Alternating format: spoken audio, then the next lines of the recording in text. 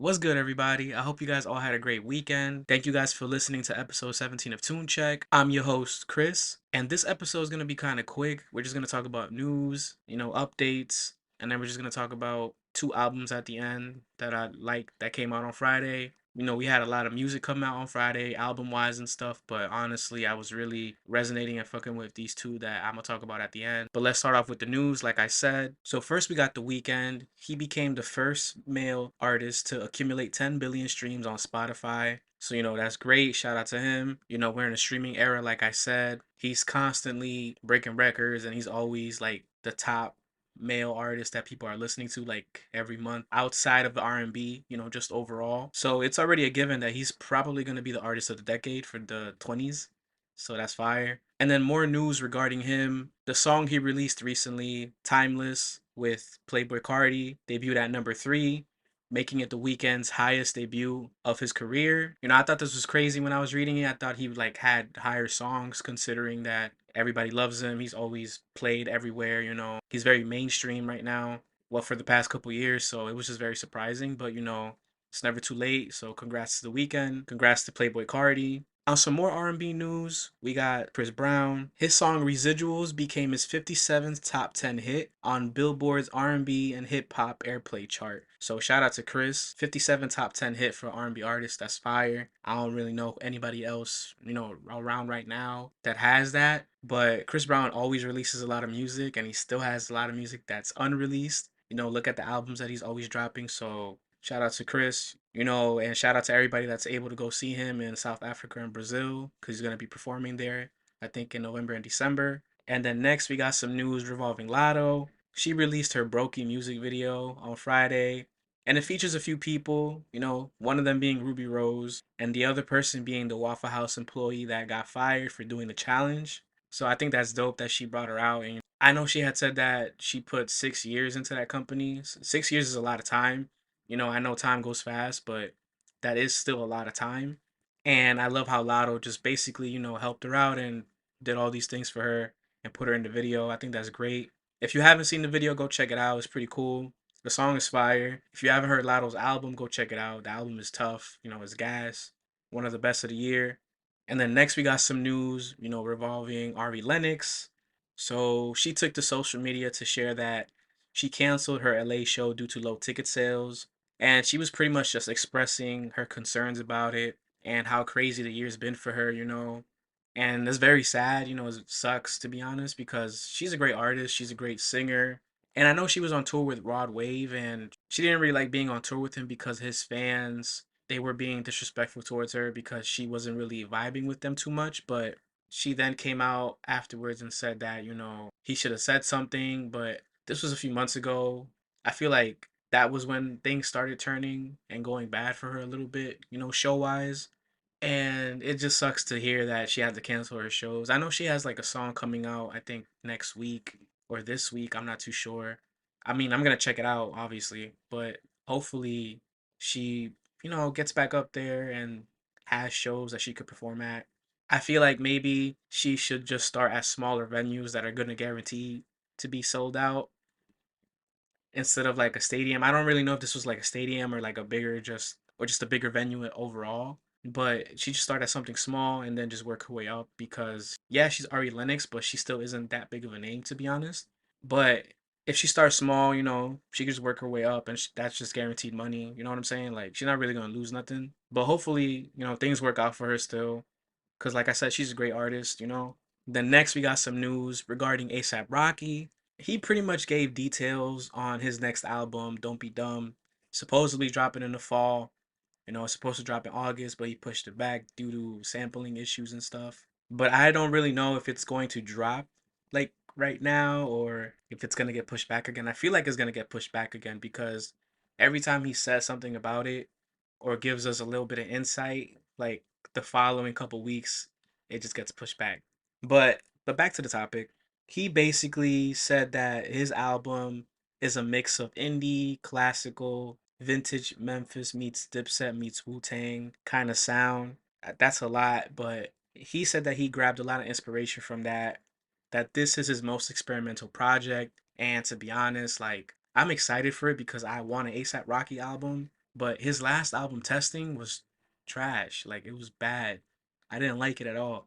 I thought it was terrible. That was supposed to be experimental too, and it wasn't really that good. So it just gets me a little worried. But honestly, man, I feel like he should just drop the album. I feel like he's just been taking like a L when it comes to music. Yeah, he has like fire features at times, good verses here and there, one or two good songs, but I need a project. I feel like he missed out on the height that he had back in like 2012, 2013, you know? That was when he was coming out and he had so much hype around him and he was like delivering like really good music, really good songs, you know, features and all of that. And ASAP Mob was going crazy that entire time too. But I feel like he kind of missed out on that opportunity and just like decided to not really put too much out there when he should have. I think he would have been bigger in his career, to be honest. There wouldn't be this much hiatus in between his album releases and stuff, you know? I mean, it's cool that he's still relevant, you know, because of fashion and everything. I feel like he just took a L when it came to that, and I honestly think he just needs to drop. It's a little disappointing because he's a great artist, he's a great rapper. You know, long live ASAP. Even his mixtapes, like, they were great. I still listen to them to this day. It does suck that he has so much hype and he was really rising, and then, you know, I don't know what happened, but he just stopped, I guess. But again, I'm looking forward to this album. I hope it's good. I really hope it's good. I hope it's not nothing crazy. I hope it doesn't sound bad. I hope it's not like testing. We'll see what happens when we get there. Hopefully it drops soon. Hopefully he don't push it back again. Because if he pushes it back, then I'm gonna just stop giving a fuck, to be honest. And then next, our last piece of news revolves around the big three. You already know Cole, Kendrick, and Drake. So we're gonna start off with Kendrick. So his song "Not Like Us" becomes the longest running number one song ever on the Billboard rap charts. It's been number one for 21 consecutive weeks. You know, that's fire. Congrats to Kendrick. And I do love how much hype he has right now. I just hate that he got it through dissing Drake, basically from Drake. But like, regardless, you know, it's his time to shine. You know, Drake and Cole had a couple years where they was on top and being noticed a lot and stuff. So right now it's probably the most hype Kendrick ever had, probably recently. But I feel like he's probably just gonna go up from there. And then throughout the week, you know, news came out that Kendrick turned down headlining Coachella. He turned down Coachella because they're saying that he's planning a major stadium tour after the Super Bowl performance, you know, in February. His team hasn't confirmed the plans of a tour yet, but we did get a little tease from a TDE producer, you know, Devin Malik. He took to social media to say mood because new K-Dot album's on the way. You know, he's been teasing his album. You know, Kendrick's been teasing his album for a while, like ever since last year, to be honest. Especially when he released the Not Like Us video and gave us like a little snippet of a song.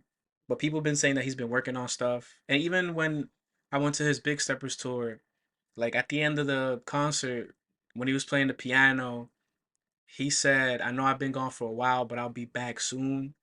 So I'm like, all right, he's releasing more shit. So that's fire. You know, a lot of people are saying that Kendrick's gonna drop on October 24th, which is Drake's birthday, because of his other drops. You know, he dropped Not Like Us on a certain day. He dropped one of his diss records on Canadian Father's Day, you know, Tupac's birthday. And then Not Like Us dropped on July 4th. I wouldn't be surprised if he does that, but I feel like that's kind of a stretch. But it is true that he's been finding like certain days to drop his music recently when it came towards the rap beef just to get at Drake. But I feel like if he drops on Drake's birthday, that's just crazy. I think it'll be funny as fuck too, but we'll see what happens. I think this is all like smart. Like I said before, a few episodes when we were talking about the Super Bowl, everybody's like, "Oh, why did Kendrick get chosen?" And honestly, I think it's the smartest move for him to be performing, for him to be the halftime show, and just the way he's going about everything. Like I feel like it would be the best move for him to just release an album before he performs and then announce his tour like a day after that. You know, just like Usher did last year. He's been teasing his album. The album came out a day before the Super Bowl performance, and then he released tickets to his tour I think the next day after his performance, and it gained him so much, and he generated so much money just from all of that. Kendrick should do the same thing because it'll get him all this money because of all the hype that he has right now and that he's going to keep having for the next couple months. It's the smartest move he could think of. I think it'd be dope. I think it'd be fire. I want to go see Kendrick again in concert. I love Kendrick Lamar. He's one of my favorite rappers, just like everybody else from the Big Three. You know, I loved Mr. Morale and the Big Steppers. I thought that was one of the best albums to come out in 2022. I really was fucking with the album. I listened to it like every day. To this day, I still play it. I think it's one of my favorite albums of all time, to be honest. But like I said, I think it's very smart of him to do all of this. And if it's true, then that's great. Hopefully he goes that route. But we'll see what happens. Super Bowl's only a few months away, so we're definitely gonna get an announcement soon if he's gonna drop an album, and we're gonna get a teaser for some stuff or maybe a single. But something's gonna happen. It's a given. It has to. The next we got news about Drake. We'll start off with the good news, so achievements. So as of now, he has 9 albums that have spent over 100 or more weeks on the Billboard 200. That's fire. The albums are Take Care, which has been there for 605 weeks. Nothing Was the Same for 506 weeks. Views for 438 weeks. More Life for 361 weeks. Scorpion for 327 weeks. If you're reading this, it's too late for 201 weeks. CLB for 161 weeks. Thank Me Later for 107 weeks. And Her Loss for 100 weeks. Her Loss is the recent entry, which makes it 9. Shout out to Drake. And speaking about albums, he also teased this collab with Party Next Door. He said that it's dropping soon, so hopefully it is dropping soon. And, going back to Kendrick, I think it's just going to be funny if they both drop around the same time. And then a few days after that, Drake, he was at the Nostalgia Party in Toronto. He was on stage pretty much going on like a little rant and addressing to the crowd about fake friends. Drake's always spoken about how he doesn't have any friends in the music industry, how he's always, just him, doesn't trust anybody. He's made songs about this so many times. Even on CLB, he has a song No Friends in the Industry. But he was just pretty much speaking about that, how people like he considered close turn their backs on him.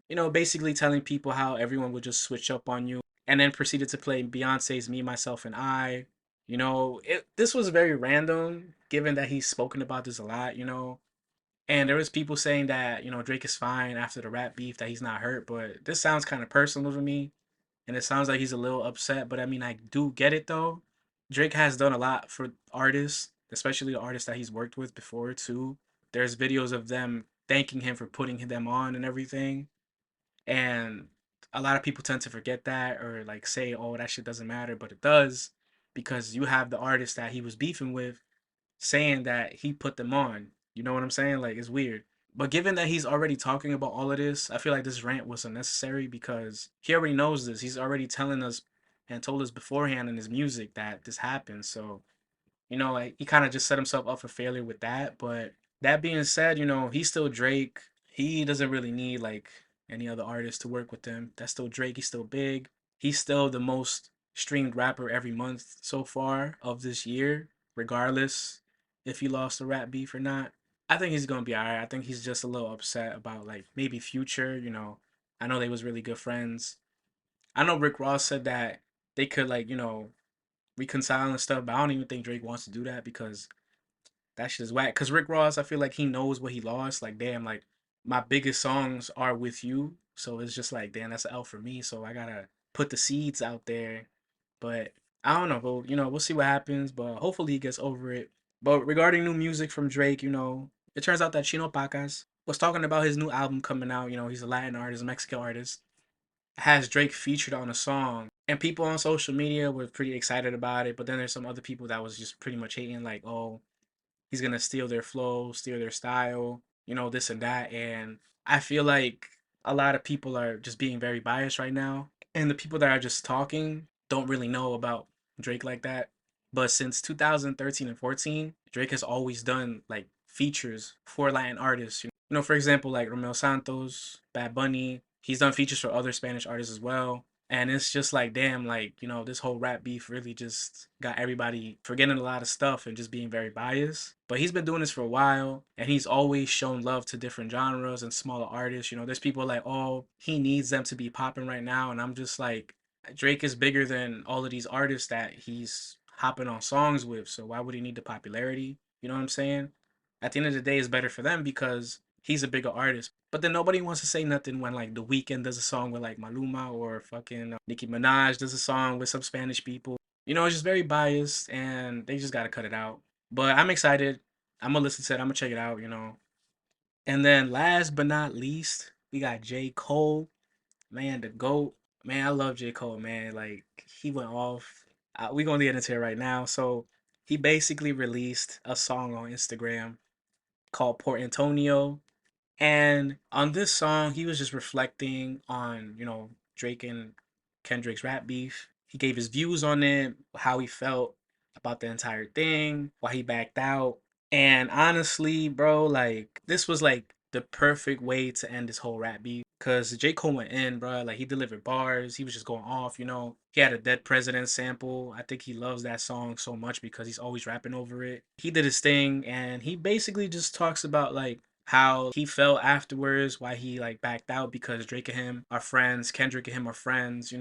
He loves both of them, he respects both of them. He didn't want to make an enemy out of either of them because they're all friends, and that people need to stop lying on his name about him picking sides and being on somebody else's side or opposing the other. He even goes on the track and thanks Drake for doing everything that he's done for him and that he's not ashamed to admit it, unlike everybody else, like Rocky, Kendrick, Future, Rick Ross, like they all said that at first, hey, that's the homie. If it wasn't for him, shout out to him. He put me on. Even the weekend. And now it's just like, oh, we don't like you no more. It doesn't make any sense. But Cole kept it 100 and he was delivering on the song. He went off. He's one of the greats. And and he really can't be fucked with. And like I said, before about this whole rap beef, like it was never his to begin with. Like he had nothing to do with nothing, and people were really upset that he apologized. But I feel like he did the right thing because this was never his issue. It was never his situation. Like you can't expect him to stand on business that's not his. That doesn't make any sense. And Kendrick never really dissed Cole on like that. It was all towards Drake. So Cole did the right thing. And everybody who was mad at him for apologizing needs to apologize to him, to be honest, because he laid it out all in the song, said what he said. Like, even on one of his bars, he said, I went and lost the battle dog, I would have lost the bro. Like, that shit hit. You can't tell me that shit didn't hit. They see this fire in this pen and they think I'm dodging smoke. That was fire. Like, everything he said on the song was fire. All his bars was fire. And I love how he just released this randomly. And I love how he really just used this to just establish that he's neutral, that they're both still his homies at the end of the day. And he was also talking about how, like, people, they was using like bots and just trying to get their money up, because people was accusing Kendrick of using bots, which was actually true because somebody that did it for him came out, with proof and everything. And then they were saying that Drake did the same, which is most likely true too. But this whole rap beef, it just played out in a way where I'm just like, damn, they really did do it just to like generate hype. It just played out very weird, but then this whole rap beef did make everyone very biased against, both of them. But going back to topic, shout out to J. Cole, he's still the GOAT. He's still J. Cole, regardless of whatever happens. He did his thing, he held his own, held his ground, he stood on his business, and he released a great song explaining everything. I'm ready for the fall off, ready for his next album. I need to go see him on tour. So I'm very excited. But that's it for the news. And next we're gonna get into our two album reviews, small album reviews. There was other rap albums that came out, like Rich Forever 5. I heard it. That shit was trash. I didn't like it. Jay Critch been kind of off lately. Rich the Kid too. And it's just like, damn, like I know a lot of people was anticipating this album, but it was kind of trash. I didn't like it. I'll listen to it again, but I feel like the first two times I heard it wasn't really sticking to me. And then I heard Rod Wave's album, but I'm not really a Rod Wave fan, but I tried to listen to it, but it just wasn't sticking either. And I'm just like, nah, it's alright. So that's why I'm not gonna talk about those two. But I did try. The first one I'm gonna mention is Big X the Plug. He released his album Take Care, 15 songs, 31 minutes long, no features. I loved every song on this album. I thought this album was fire. Big X the Plug, great artist, great rapper. I feel like he did his thing on this. I love his flow. I love how he flows on each track. He's always going off. The production on this album was great. I love the beats he was rapping over. An example of it is on the song Law and Order. Like my man was really rapping over a Law and Order beat. I thought that was fire. That's probably my favorite song, to be honest. I was listening to it and I started laughing because I was like, nah, ain't no way. And then I was like, damn, like he really did his thing. Like that was fire as fuck. Any sample you give this man, he's always gonna give his 100% and release a great song or a great album. And that's fire. That just shows that he really cares about his craft and that he's always going to give his all and give his best. I love how raw and just straightforward this album was because there's really like nothing to it. You just got to go and listen. and just banger after banger after banger after banger, like straight bangers. And I love, Big X the Plug has such great delivery on all of his songs. He has such great cadence. His confidence is there. And like I said, his flows are just masterful. It's like he knows how to just attack every song. And it's great. He makes every verse on this album sound complete. Every song just sounds complete. Everything is very consistent throughout the entire thing because of just how he raps and how he just attacks every beat. Like he really didn't need any features on this album. He did his thing. I feel like if he even added features, they'll probably take away from it a little bit. But I love how this whole thing is just a solo project. Like even on his weakest songs, for example, Leave Me Alone, I didn't really like it too much, but it wasn't a bad song. Overall, this album is great. He still delivered on that song regardless of how I felt about it. But it's still a good album. Like this whole thing was just fire. And I feel like he's only going to continue to get better and just really keep growing as an artist. And I'm definitely here for it. I want to see more. I want to listen to more. So I'm definitely gonna have this in my rotation for the next couple of days. So if you haven't streamed it, go listen to it. Go run this album up because it's fire. You're gonna love it. And then next we got Glorilla. She released her debut album Glorious, 15 songs, 42 minutes long. The features are Lotto, Mooney Long, Sexy Red, Kirk Franklin, Maverick City Music, Kiara Sherd, Chandler Moore, Megan Thee Stallion, Boss Mandilo, T-Pain, and Friday. So my favorite songs is Intro, Hold On, Procedure, TGIF, What You Know About Me, Glow's Prayer, How I Look, I Ain't Going, Step, Let Her Cook. Ever since Glorilla came onto the music scene, like she's been popping, bro. F&F, all of that, she's just been going off. She's just been getting bigger and bigger, and she's really like showed that she could hold her own. That she's a rapper. You know what I'm saying? Like she's a girl's girl. Like that's fire. I think that's dope, and I feel like she definitely deserves to be where she is right now, and she's only gonna keep getting bigger, and this album shows that. I love the intro track to this debut album. It's called Intro, but it's one of the best intros I've heard this year. Like she kept that energy and kept it throughout the entire album. This was a great opener for her album. She did what she needed to do and delivered a great introduction. Overall, I thought she did really good on this album. I love her confidence here. I like how hard she just went in. I love what she just released to us and gave us. Like, you could tell that this is something that she really put work into and wanted it to sound great.